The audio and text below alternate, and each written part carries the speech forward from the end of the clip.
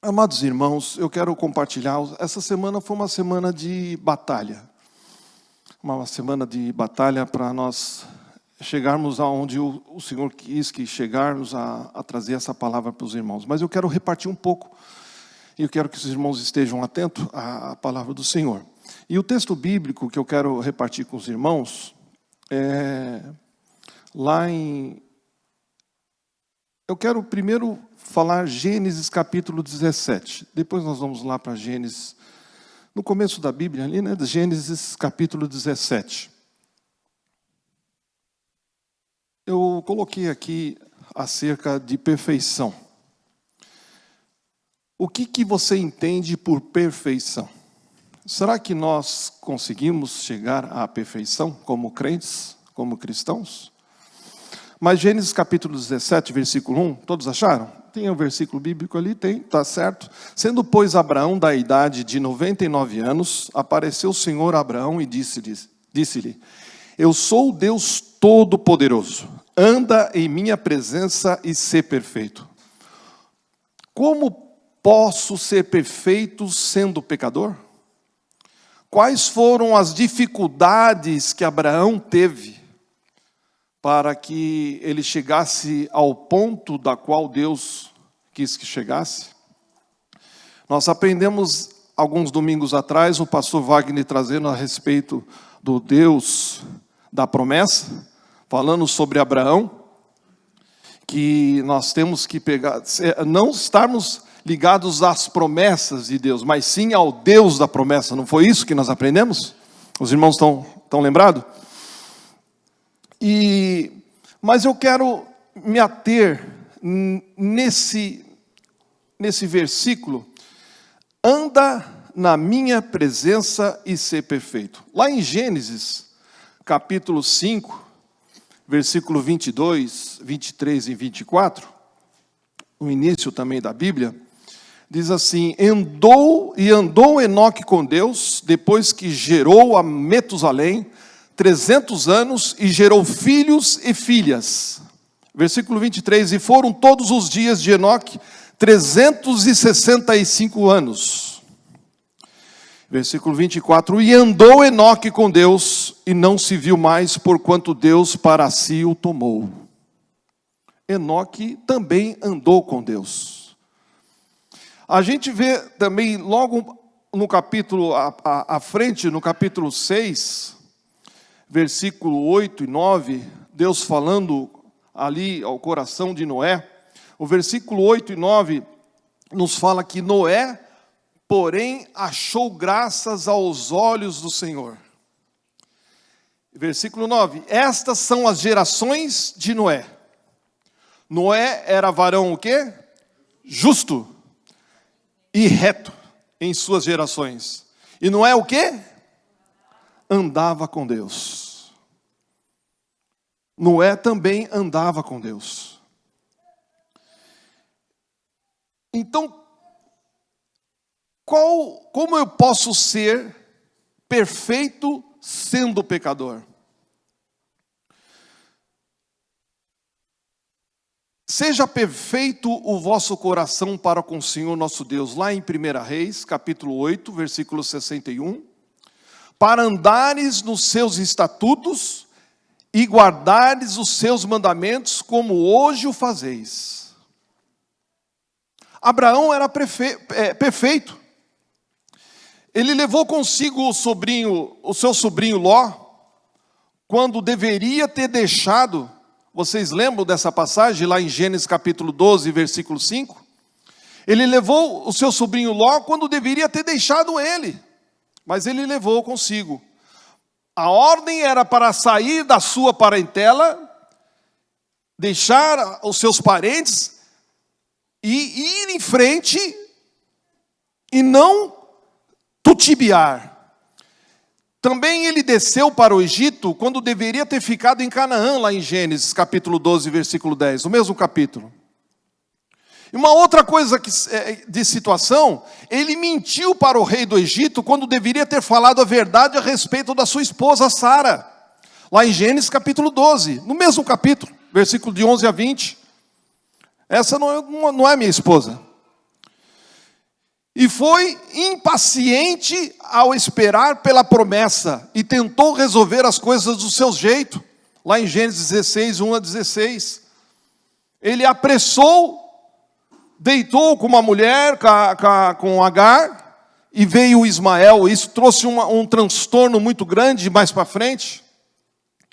E uma outra coisa, lá em Gênesis 17, versículo 17, fala que ele sorriu, enquanto ele deveria crer.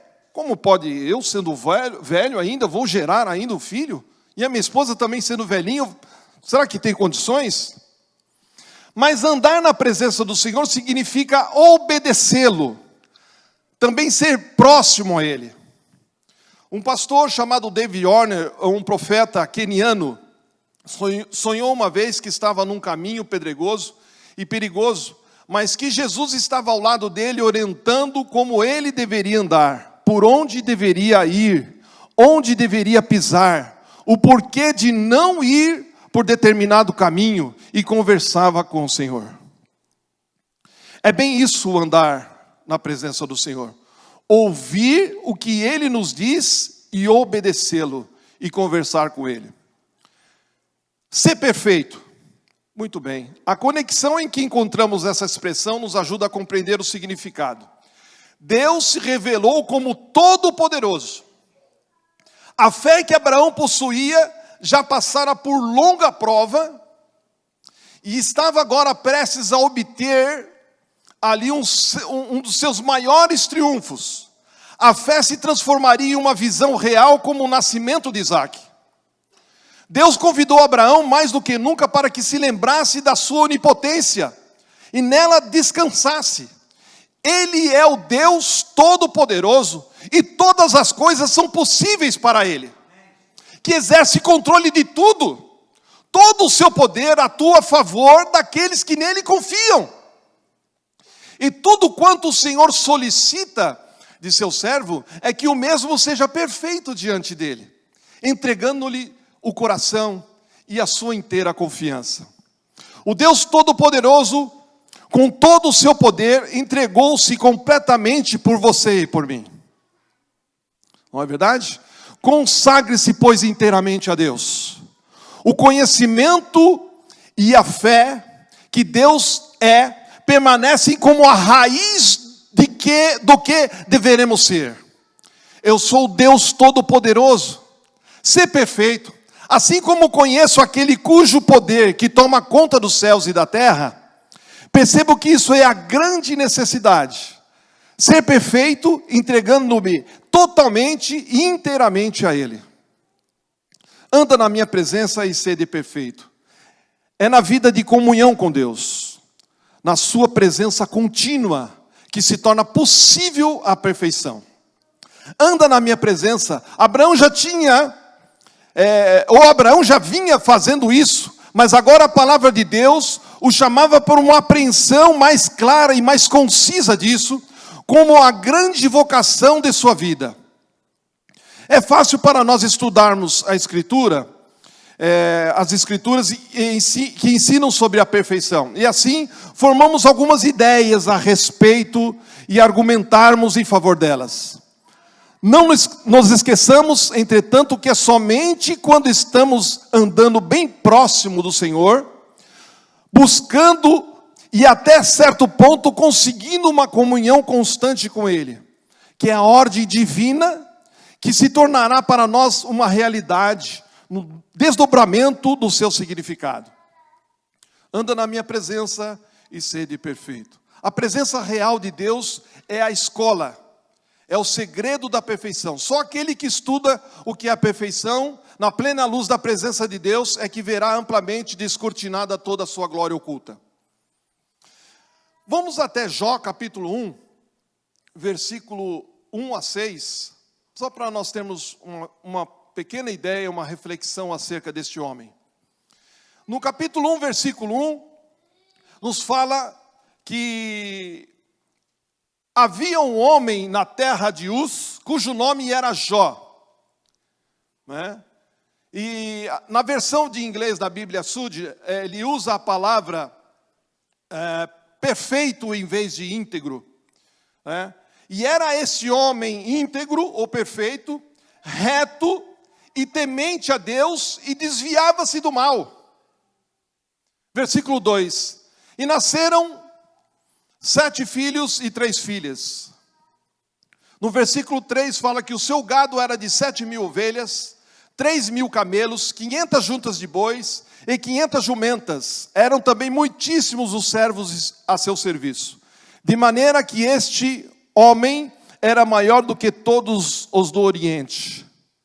E iam seus filhos, versículo 4, a casa uns dos outros e fazia banquetes, cada um por sua vez. E mandavam convidar as suas 3 irmãs e comeram e beberam com eles. Versículo 5, sucedia, pois, que decorrido o turno de dias de seus banquetes, enviava Jó e o santificava, e se levantava de madrugada e oferecia holocausto, segundo o número de todos eles.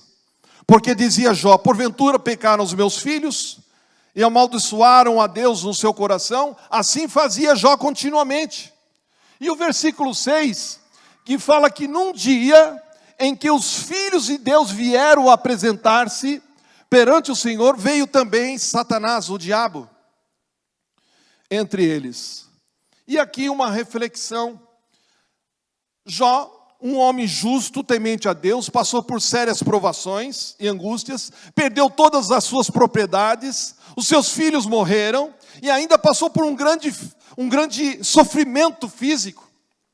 Em meio a esse sofrimento, Jó recebeu a visita dos 3 amigos, os irmãos conhecem bem a história, embora os amigos de Jó pretendessem consolá-lo, e eles o acusaram ainda de transgredir os mandamentos do Senhor. Mas um pensamento aqui, Jó 1,6, diabolos, Satanás. Diabolos no grego quer dizer dia, através de, palavra balos, vem de balística, bala de revólver, aquilo que é arremessado, aquilo que é lançado. E Satanás, Satã, provém do verbo que significa um oponente, opor-se, está se opondo. Como substantivo Satã, serve para descrever qualquer adversário. Lá em 2 Samuel 19, 21, 22, fala sobre os adversários de Deus, como os inimigos de Deus. Mas, interessante no versículo 6, por que Satanás apareceu na reunião dos céus? Por que Satanás tinha acesso se ele foi expulso de lá? Boa pergunta. Jesus disse lá em Lucas capítulo 10, versículo 18, eu via Satanás como um raio cair do céu, e foi lançado como um raio, como um relâmpago. Aquele que é lançado, o diabo. Mas quando isso aconteceu? Qual foi o período? No versículo 6 temos uma linguagem jurídica. Eu não sei se tem advogado aqui, mas ali é uma linguagem jurídica. Mas quando aconteceu isso? Pode ter sido na queda que ele teve. Só que quando eu vou para o livro de Jó, capítulo 1, versículo 6, quando os filhos de Deus vieram apresentar-se perante o Senhor, veio também Satanás entre eles. Por que ele tinha acesso ao céu se ele foi expulso de lá? Quem deveria ser o representante da terra nas celebrações ou convenções celestiais antes do pecado? Quem que era que tinha o direito? Quem que era o representante? Quem? Adão e Eva. Eles não eram o representante da terra? Adão e Eva, antes de haver o pecado, eles eram. Deus fez eles lá para cuidar de tudo. Certíssimo, mas quando Satanás, a serpente, convenceu a Eva e depois Adão a comer do fruto proibido, foi mais do que desobedecer a Deus. Eles passaram a jurisdição do mundo para as mãos do diabo. O diabo passou a ser o dono deste mundo. Os irmãos estão me entendendo? Por isso que ele ia ao céu na época de Jó como representante do mundo. Aí você pode falar, pastor Miguel, mas isso não é justo. Mas realmente não, há muitas coisas que não são morais, porém são legais, não é verdade?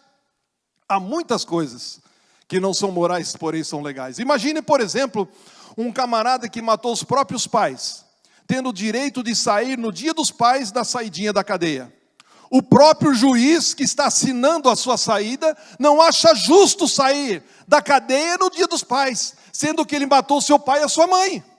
Mas legalmente ele tem o direito. Então as coisas que não são morais, mas são legais.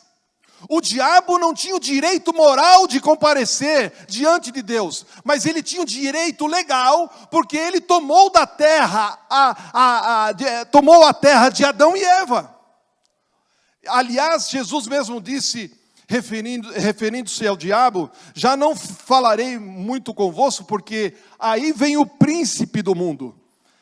Jesus se referiu ao diabo como príncipe deste mundo. Ele não tem nada de mim. João, Evangelho de João, capítulo 14, versículo 30. Para Jesus chamá-lo de príncipe, é porque ele estava como príncipe deste mundo e ele era soberano. E quando é que mudou? Quando é que o mundo deixou de ser do diabo? Quando é que ele perdeu de fato o acesso como representante da terra? Quando, amados? Quando? Quando Jesus morreu na cruz do Calvário. E o véu se rasgou. Os irmãos lembram do véu? Que separava o lugar santo do Santíssimo? Amém? Naquele momento o diabo perde o direito porque Adão perdera na queda.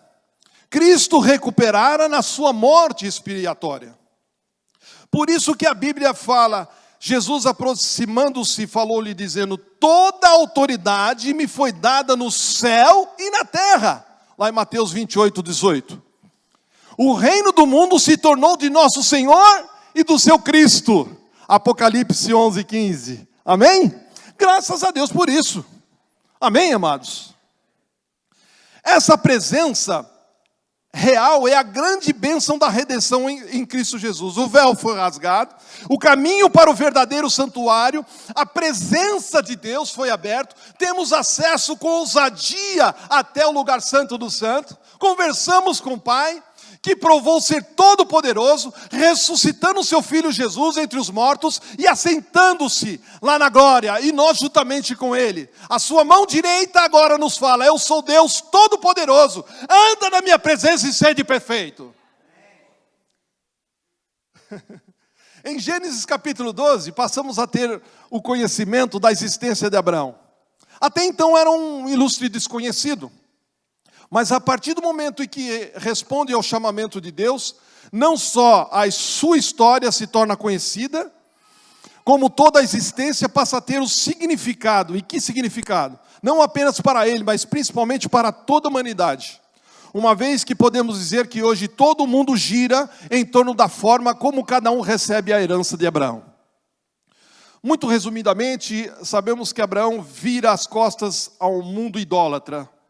Deixa o seu espaço de segurança e proteção e embarca numa autêntica aventura em que a fé na promessa de Deus se torna a sua grande motivação.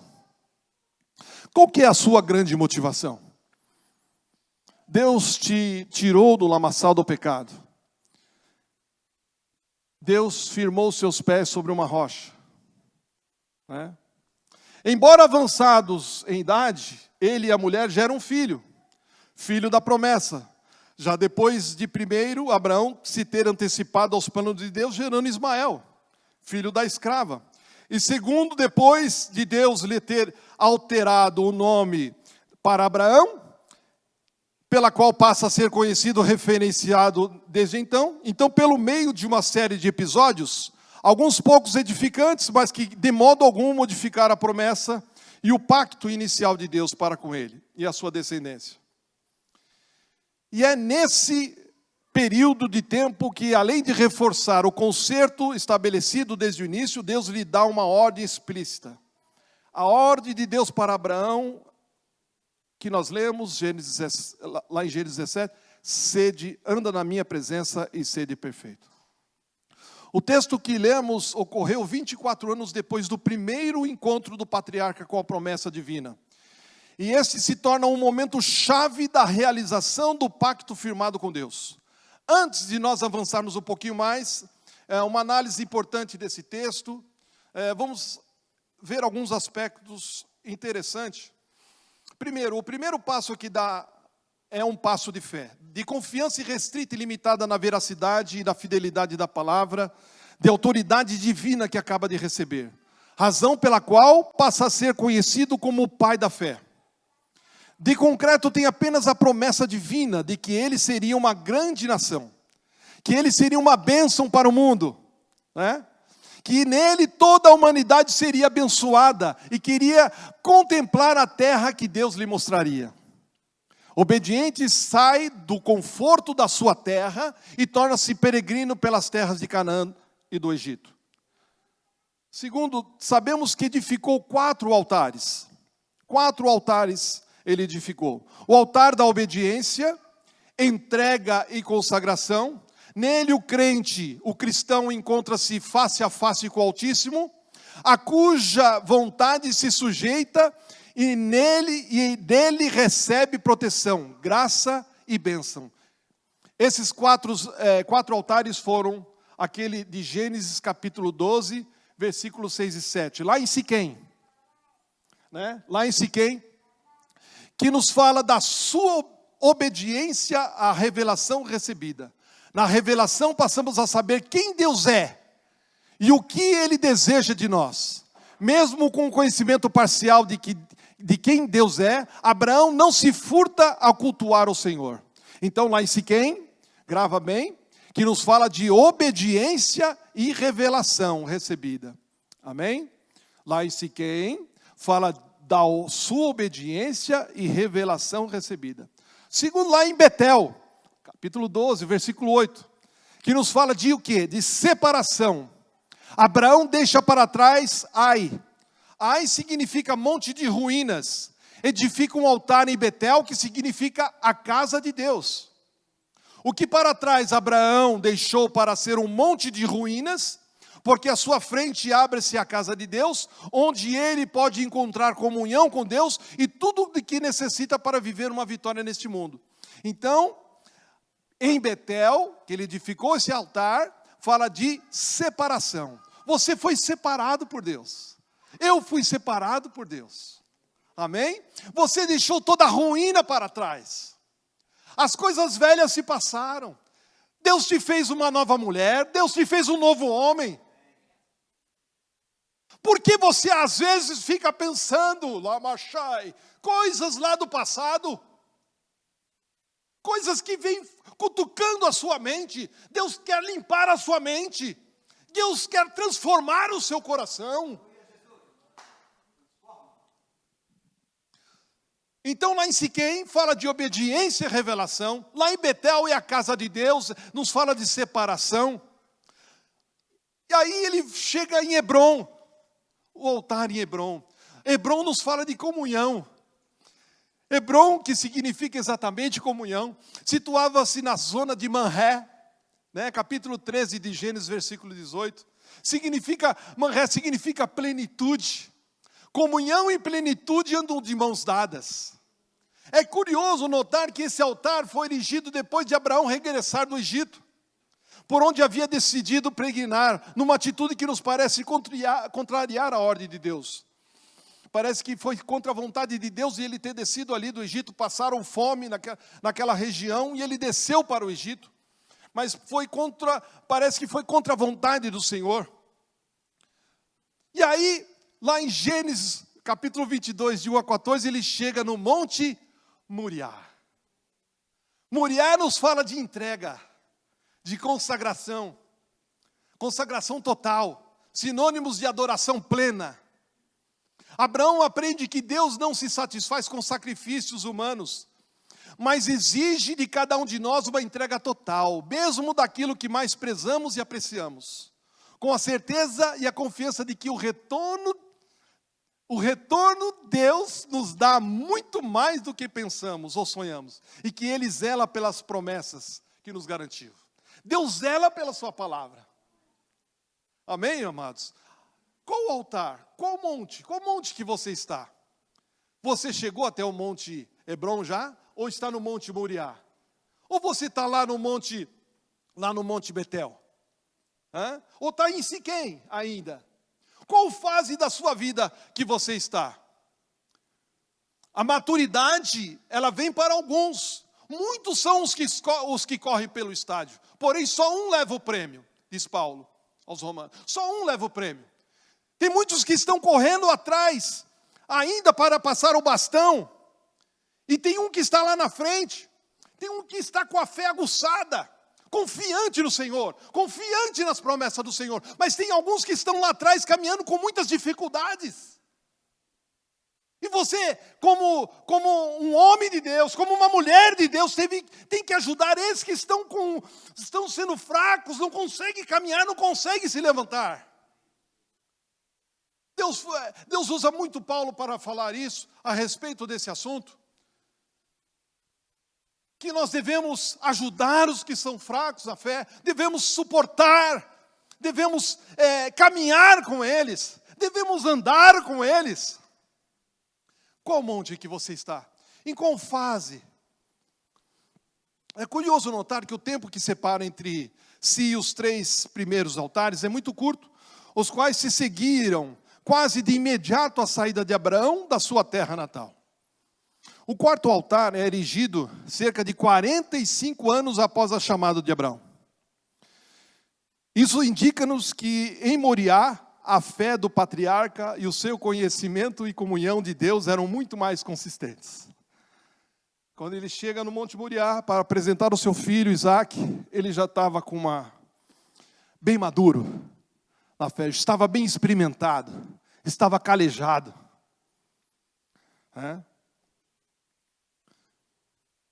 Isso é muito importante para nós. Ele não vai por qualquer vento de doutrina. Ele não se abala por qualquer coisa. Amados, uma coisa muito importante. Os tempos estão difíceis. Temos orado, talvez venha uma guerra mundial, nós não sabemos. Mas uma coisa é importante. Depois de uma pandemia, agora uma guerra. Isso é o que diz as Escrituras. As Escrituras vêm sempre nos alertando acerca disso.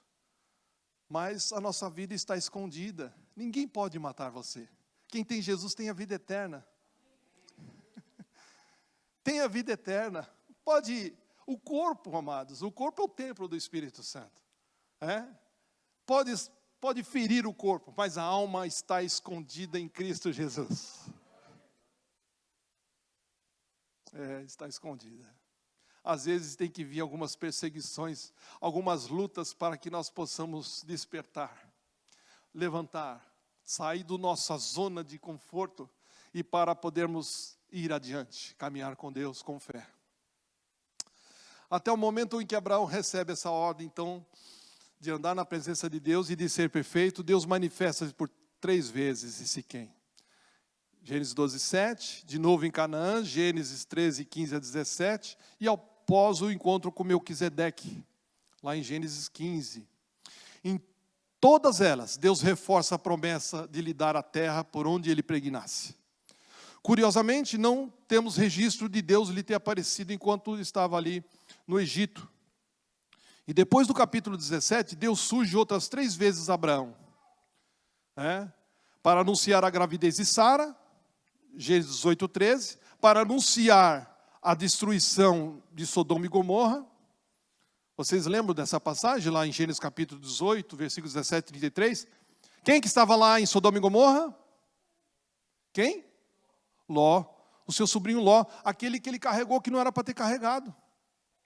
Aquele que ele levou. Os irmãos lembram da passagem, quando os 2 foram escolher? O pastor leu aqui, a semana passada, ou retrasado no domingo, que escolhe qual é a terra que você quer. Abraão abaixou a cabeça, pode ver depois, os irmãos veem lá, abaixou a cabeça, e Ló levantou a cabeça e escolheu o lugar belo, verdejante. A Bíblia fala, muito belo. E ele continuou com a cabeça baixa, e Deus fala com Abraão, Abraão, levanta a tua cabeça agora. Depois que Ló tinha escolhido o lugar verdejante, Deus fala com Abraão, Abraão, agora levanta a sua cabeça. Olha para a terra que eu tenho prometido para você. Era a terra prometida do Senhor. E Ló escolheu os pastos verdejantes que aos olhos brilhou. Nem tudo que brilha é ouro, amados. Nem tudo que brilha é ouro. Foi um problema sério, porque Abraão dobrou os joelhos e intercedeu pelo seu sobrinho. Senhor, por acaso, olha só a preocupação de Abraão. Senhor, por acaso, numa cidade, já orando, conversando com Deus, se tiver 50 justos, Senhor, o Senhor vai destruir a cidade? Não, Abraão, não, eu por amor desses aí, desses 50, não. Senhor, se tiver 40, não, por amor desses 40, não vou destruir Sodoma e Gomorra. Mas se tiver 30, Senhor, por amor aos 30 não vou destruir. Se tiver 20, por amor aos 20 não vou destruir. E chegou aos 10, se tiver 10, se tivesse um, e era ele que estava lá, né? Só foi até os 10, mas eu fico pensando, Senhor, um só, justo. Olha que diferença faz, o poder da oração. O pastor falou aqui, no início aqui, o poder da oração é como um míssil teleguiado que não tem como errar o alvo. Você pode orar pelo irmão que está lá na Ucrânia agora, um irmão que está lá na Rússia, interceder por ele, o alvo vai ser certeiro no coração dele. Deus vai resgatar, vai livrar, vai abençoar e vai levantar, se for assim vontade do Senhor. Aleluia. A oração do justo pode muito em seus efeitos. Você crê nisso?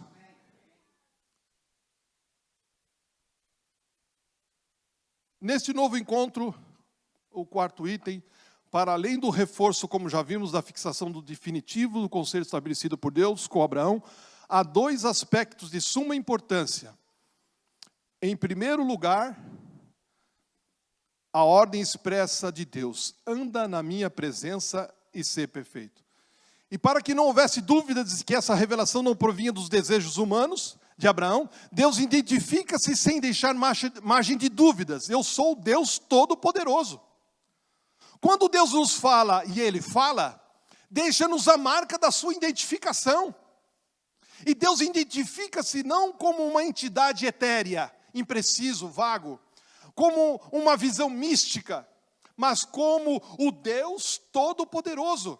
Essa é a marca do nosso Deus. Nele está centrado todo o poder. Não apenas o poder de que necessitamos, mas também aquele de que não necessitamos. Não apenas o poder pelo poder, mas a fonte de todo o poder. Não um poder limitado e sujeito a contingências de qualquer universo. Seja ele físico ou não, mas o poder supremo, que é atributo de Deus, que por isso pode ser designado como onipotente. Deus é onipotente. Graças a Deus. E aqui vejo um segundo lugar, um segundo módulo, que Deus muda o nome do patriarca. Olha que interessante. O pastor falou isso também. Pai exaltado ou elevado para Abraão, pai de uma multidão. E o nome da esposa dele de Sarai, que segundo parece significava contenciosa, para Sarra, princesa. Então isso aí acrescenta ao nome de ambos um som da nossa língua que é traduzido pela letra H, que em certas línguas é um som aspirado, e que no hebraico aponta para o significado de janela, porta. O que nos indica que a mesma porta que Deus abriu para Abraão, abriu também para sua esposa. Por outro lado, o som aspirado faz lembrar o sopro. E a essa letra acrescenta ou encontra-se também o nome pela qual Deus revelou o tetragrama sagrado. Então, como se Deus tivesse instilado na vida de ambos, na medida em que o nome representa a pessoa. O sopro da vida, não de uma vida qualquer, mas a vida do Deus Todo-Poderoso. Como se Deus estivesse a declarar a partir de agora. Olha só que interessante. Abraão e Deus comunga de uma forma tão íntima que um elemento de Deus está bem inserido em Abraão e Sara. Assim, usando o significado dos nomes, poderiam ler deste modo o texto: não se chamarás mais o teu nome pai exaltado, mas pai de uma multidão, porque por pai de multidão, Abraão, de nações se tenho posto. Lá em Gênesis 17:5. A tua mulher não chamarás mais contenciosa, mas ela será uma princesa. O nome dela será uma princesa. Será o seu nome. Olha só. Gênesis capítulo 17, versículo 15. A partir de agora, este homem deixa de estar limitado às suas circunstâncias e passa a ser um modelo para toda a humanidade. Ora, se nós somos filhos espirituais de Abraão, somos herdeiros e co-herdeiros das promessas de Deus que estabeleceu com ele. O que significa que o Deus fez com Abraão, faz também conosco. O que significa que a atitude de Deus com Abraão terá também conosco.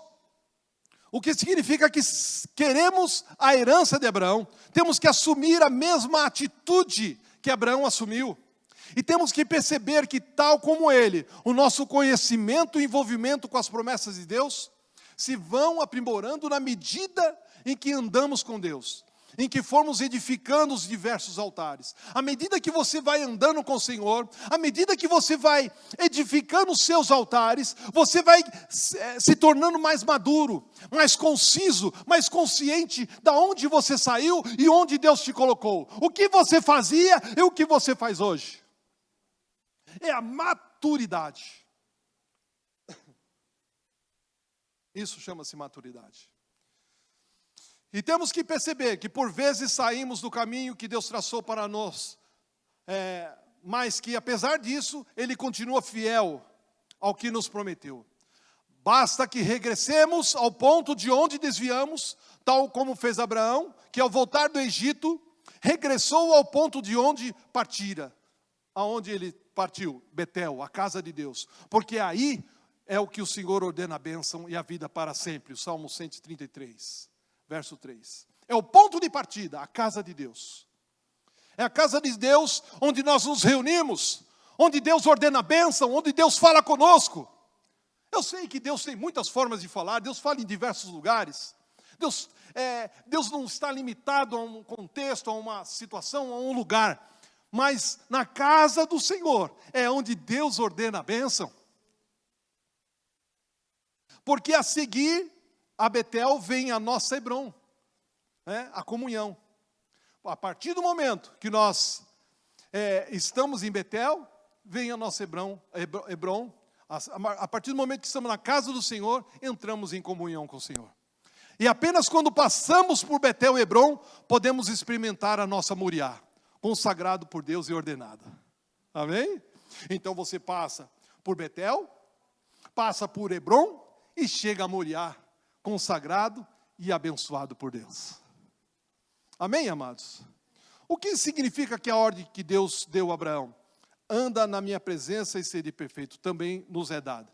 É para que não digamos que é impossível obedecer-lhe.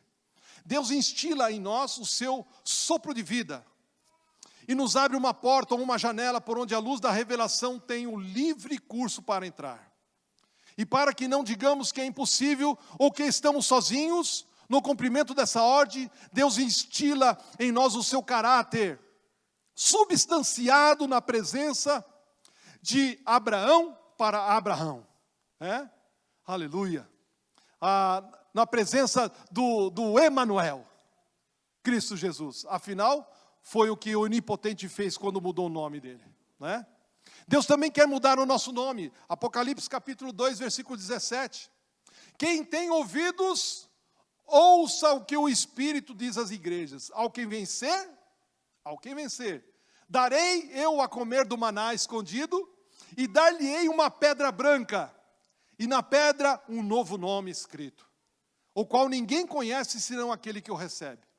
Temos um nome pela qual Deus nos conhece, e é por ele que somos chamados. Deus já sabe qual é o seu nome lá na frente, meu amado. Não vai ser mais esse. Eu não vou chamar mais Miguel. O meu nome foi colocado em memória do meu bisavô, que era espanhol, fugido da guerra da Espanha, foi para o Brasil, e o meu pai, em memória do meu bisavô, era para ser Fernando. Aí trocou, ficou Miguel Fernando. E ficou aí em memória do meu bisavô. Tem coisas que Deus faz, amados, que é tremendo. Eu lembro, eu não conheci meu bisavô, não conheci ele. Ele foi da Igreja Batista. Ele trabalhava na feira, com botões de costura, vendia artefatos de costura. E quando eu fui batizado com o Espírito Santo, quando eu aceitei Jesus, isso é uma experiência própria, uma experiência única minha, pessoal, né? Eu fechei a porta do meu quarto, né? Comecei a orar ao Senhor, comecei a louvar ao Senhor. Lembra que, eu não sei se os irmãos lembram, mas eu acho que o pastor lembra os Zés de Paula, da década de 80. Amai-vos, amai-vos, uns aos outros como eu vos amei. A Bíblia nos ensina que o amor é a suprema afeição. E aquele louvor entrou no meu coração, né? É um novo mandamento de esperança, vida e luz. E aquele louvor foi entrando no meu coração. Eu vi os céus abertos, a coroa de fogo veio, entrou dentro de mim, a minha língua começou a repartir, e eu fui batizado com o Espírito Santo, recebi o dom de línguas. E Deus me colocou de pé e falou assim: lembrei-me da vossa geração. Lembrei-me da vossa geração. Deus mostrou a figura do meu bisavô. E eu não conhecia. E muitos anos para frente, eu fui num cemitério na cidade onde que ele foi sepultado. Estava o mausoléu dele, da minha bisavó e do meu bisavô. Ele com a barba igual, parecia Abraham Lincoln, do lado da minha bisavó. E era a figura que Deus me mostrou para mim. Amados, Deus te chamou. Aleluia. Deus nos chamou para uma grande obra, assim como chamou o Abraão. E Deus fala aos nossos corações: como é que eu posso ser perfeito para andar na presença do Senhor? Como é que eu posso ser perfeito sendo que eu peco, que eu erro?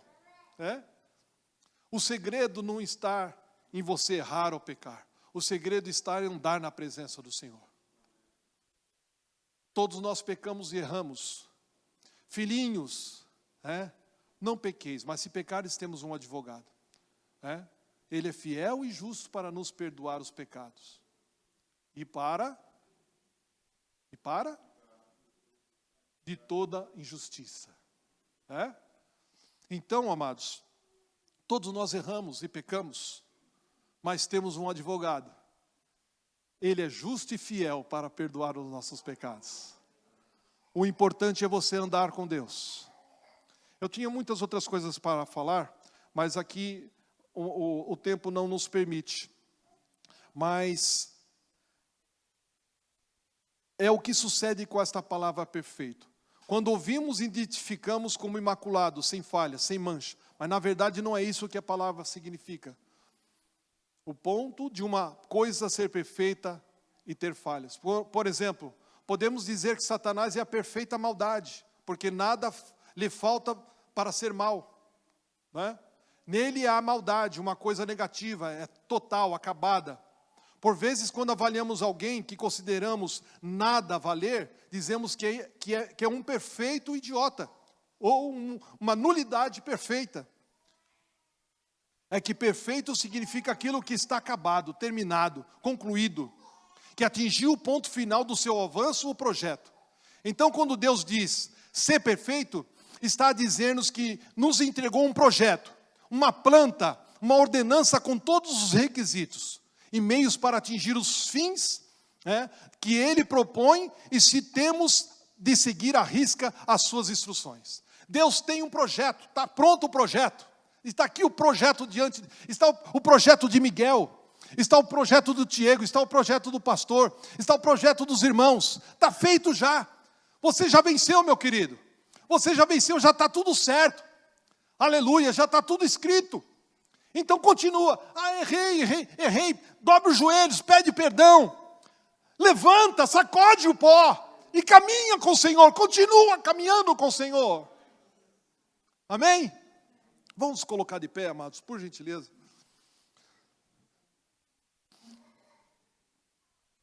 A verdade é que Deus começou a boa obra em nós e continuará aperfeiçoando até o dia que Jesus voltar. Conforme Jesus disse lá, o Paulo fala em Filipenses capítulo 1, versículo 6. Deus está a trabalhar em nós, aperfeiçoando-nos, concluindo-nos para um grande encontro com o esposo. Se Deus não desistir de ti, não desista tu de ti próprio. Estás em boas mãos. Você está em boas mãos, pode ter certeza. Não desista de você. O Senhor te chamou, te levantou, te nomeou. Tu és meu. Deus tem ciúmes de você. Nós somos como a menina dos olhos de Deus. Então não temas. Continua forte, continua firme. Não deixe que o seu barquinho, ainda com as ondas impetuosas, que ventos venham abalar a sua estrutura. O Senhor está com você. Amém? Isso é muito importante, amados. Às vezes a gente pensa, mas será que Jesus está no barco? Será que o Senhor está comigo? Passamos por tanta situação difícil. Pode ter certeza que o Senhor está no barco. Amém? Ele não vai afundar. Fecha os teus olhos. Fecha os seus olhos. Eu convido você a levantar suas mãos. A Bíblia fala que são mãos santas sem ira e sem contenda para o alto dos céus. A diferença de oração em clamor. A Bíblia fala que clama a mim e responder-te-ei, anunciar-te-ei coisas grandes e firmes que eu não sabe. Então quando você levanta as mãos, há uma movimentação nos céus. Quando você ora ao Senhor, há uma movimentação muito grande nos céus. Você não imagina a movimentação. É Deus agindo, Deus movendo, quebrando cadeias, quebrando muralhas. Senhor, nós estamos aqui, Senhor, na Tua presença. Obrigado pela Tua palavra, Pai. Senhor, em nome de Jesus, assim como o Senhor chamou Abraão, tem nos chamado para uma grande obra, Pai. Abençoando, fortalecendo, erguendo, tirando, Senhor, meu Deus querido, toda a sombra de dúvida. Ó Deus querido, que possamos ter essa comunhão contigo. Que possamos, Senhor, ó meu Deus querido, estar firmados na sua rocha. Eu peço a Ti, Senhor, neste momento, venha curar, Senhor, traumas. Meu Deus querido, neste momento, Senhor, meu Deus querido, aos pensamentos que vagam, que vão longe, Pai. Meu Deus querido, que não está ligado, Senhor, mas nós oramos agora, Senhor. Quebra toda barreira, Senhor. Quebra, Senhor, toda muralha. Que haja um derramamento espiritual, um derramamento, ó Senhor, do Teu Espírito sobre a igreja.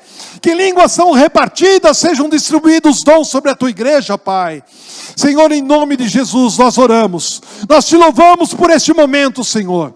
Venha fortalecer a cada irmão, a cada passo que dá, a cada decisão que tomar. Seja na Tua vontade, Senhor. E que possamos andar na Tua presença, Senhor. Ainda que estejamos tristes, às vezes caídos, às vezes desanimados. Mas é o Senhor que nos dá força. É o Senhor que nos levanta, papai. Senhor, obrigado por este momento, Senhor. Obrigado pela paz. É o Senhor que nos deixou essa paz, Senhor. Fortalece os nossos irmãos. Fortalece as nossas irmãs, Senhor. Visita as crianças neste momento, Senhor. Visita os jovens neste momento, papai. Visita essa cidade neste momento, Senhor. Visita este bairro, Senhor. Visita os vizinhos, Senhor. Visita, Senhor, os governantes dessa cidade, Pai. Abençoe e caia por terra, Senhor, todo o principado. Nós destronamos, Senhor, toda a maldade e declaramos a vitória da Tua igreja, Pai. Declaramos a vitória do Teu povo, Senhor. Declaramos, Senhor, porque Tu és Rei, Tu és Senhor, Tu és o nosso Deus, onipotente, onisciente. Papai do céu, nós louvamos o Teu nome e Te agradecemos por esse momento, papai, em nome do Seu Filho Jesus, que reina para sempre, em nome de Jesus, amém, Senhor, amém, amém. Deus abençoe os irmãos, dê uma salva de palmas ao Senhor Jesus, aleluia.